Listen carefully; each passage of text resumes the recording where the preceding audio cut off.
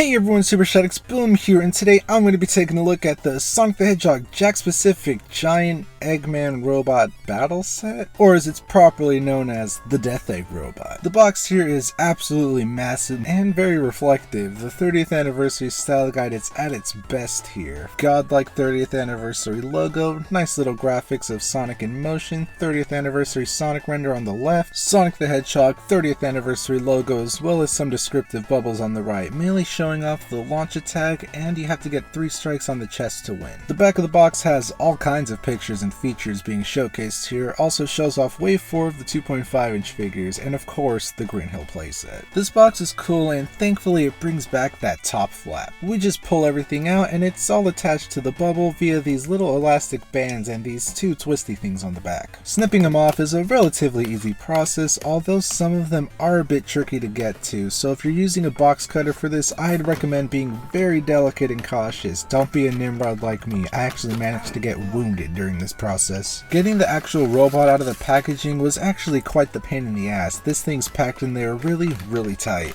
After some cardboard mayhem, everything should be out of the packaging, just a little assembly is required and everything snaps together pretty easily. Jakks also included an instruction manual, of course. It's a nice piece of paper, just shows you how to assemble everything and how to play with it. Starting off with the Sonic ball and launcher slingshot thing, most of it is just molded plastic. The actual part you fling is a lighter shade of gray compared to the base, and all the sculpted detail like the bolts and seams actually turned out really good. The only paint apps applied here is the yellow, and they did a pretty good job here. There's not too much splotching or chipped paint. There are 2 screws inside, and that just lets you remove this gray piece, which gives you slightly more range than before, and of course the actual slingshot piece is a more pliable material than the base. So taking a look at the little curled up classic Sonic figurine, the painting and sculpting on this figure is, it's pretty good. There are some minor imperfections. The posing here does remind me of the Japanese spinball artwork, so that's pretty cool. He's also made of a softer, flexible, rubber-like material. He's straight up a pencil eraser or car tire. Personally, I wouldn't recommend him for those purposes. This guy's pretty tiny. He's not exactly to scale with the 2.5 inch line for those wondering. He is said to be a direct reuse of the pinball tracks at Classic Sonic, but that thing is actually made of a harder material, and besides the posing here, the original has more of that Jakks Pacific prototype derp to it. The new one here is a lot better and looks substantially different aesthetically, well, except for the abomination that is this thing's mouth. Just put him with the other failures. Like, come on man, how did they still fail at this? They didn't even have to sculpt teeth, it's just a line and they still fucked it up. It's as if this thing was designed by 2 different people and neither of them saw the mouth from the other side. I guess it looks fine when I look at it from one angle, but is it really that hard to just fill in that gap or just leave the muzzle blank? They probably thought it wasn't worth it since this thing's main purpose was to just be launched and thrown around by little Timmies, and yeah, it does that pretty well. So here's the main event, the Death Egg Robot.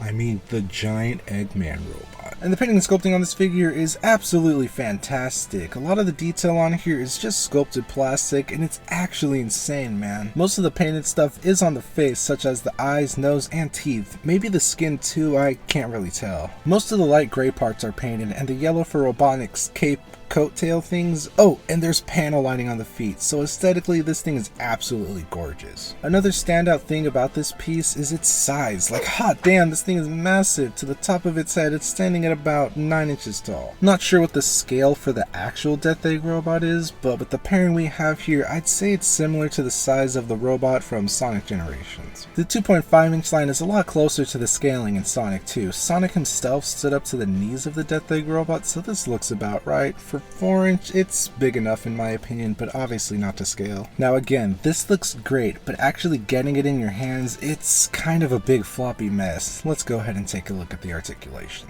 From the top of the head to the stash, we got a swivel, nothing in the torso, we got a hinge in the shoulder pad. The whole arm is on a peg so it can swing all the way around. The hinge in the shoulder can go about this far before popping off. The elbow can bend up and down as they usually do, hinge joint in the hip so it can move in and out, and beautiful ratchet joint in the knee. The arms here are the most disappointing part of the articulation, but they're floppy like this for a reason. Which is because this toy's purpose in life is to be played with by Andy. It's also supposed to to fall apart. The middle panel here has some awesome detailing. We got that flat red look, one crack, and even bigger crack, then major damage on the final panel. So cool. The spikes can shoot off of the arms with the push of a button, and they look nice. It's that same flexible material as the spike accessory, so no eyeballs will be getting punctured.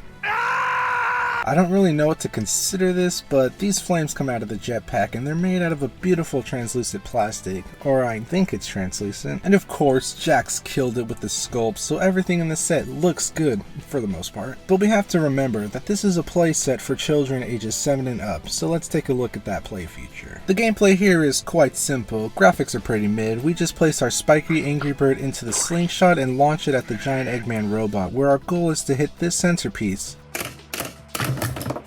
3 times, so let's go ahead and decimate this thing.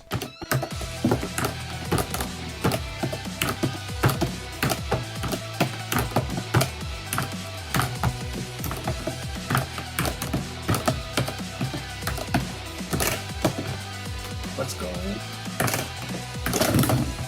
Not gonna lie, it was actually pretty fun and a decent challenge. Obviously, it's not as hard as the actual Death Egg Robot boss fight. The best strat for me was to just get a decent angle on it. After hitting it once, the last 2 shots should be pretty easy. It's really satisfying to land hits on this thing. The panel switches so fast, it's practically seamless, and that final shot, man, it's such a wonderful feeling. Seeing it fall apart is sick and pretty game accurate. Getting the panel back in its starting position is kind of a hassle at first, but I got the hang of it. So that was the Giant Eggman Robot Battle set by Jakks Pacific, and to be honest, I'm kinda split on this. The presentation is spectacular, but it's not really that fun to pose around and handle. It was somewhat enjoyable, but mostly tedious, and required a bunch of stamps to get some of these shots. The floppy and easily pop-offable arms are mega cringe, and the central panel is a tad too sensitive when picking it up. Or that could just be because I'm an idiot. So as a semi-posable figure, it kinda blows, but as a playset, which is mostly what it is, it's just stupid fun, man. Kicking back and playing with this thing, it's just great and a very well executed idea. I would have loved something like this as a kid, and I still quite like it as a man-child. I enjoyed myself, but this thing is just going to be chilling on my shelf for the rest of its days. I'm probably never going to play with this again, except to maybe show it off to a friend or family member. Overall, it's a solid set. It's big, beautiful, and still has a fantastic shelf presence. For 40 bucks, it is kinda steep, but I'd say it's worth it. I really dig the Sonic 2 love from Jakks Pacific lately, and this is the first and only Death Egg robot in plastic form, which is pretty rad. So if you enjoyed the video, be sure to like, comment, and subscribe, and what are your thoughts on Jakks Pacific's Death Egg robot? I'd love to know. Bye, thanks for watching.